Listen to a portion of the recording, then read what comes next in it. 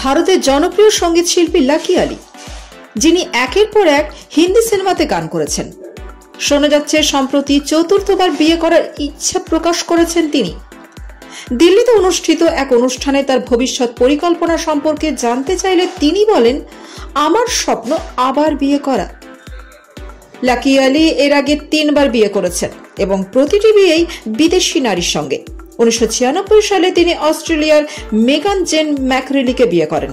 তাদের 2 সন্তান রয়েছে। এরপর 2000 সালে পার্সি কন্যা আনাহিতাকে বিয়ে করেন, যিনি ইসলাম ধর্ম গ্রহণ করে ইনায়া নাম নেন। এই সংসারেও তাদের 2 সন্তান রয়েছে।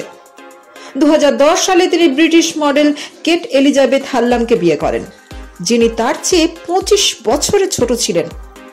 তাদের এক পুত্র সন্তান রয়েছে। তবে প্রতিটি বিয়েই পরবর্তীতে বিচ্ছেদে শেষ হয়।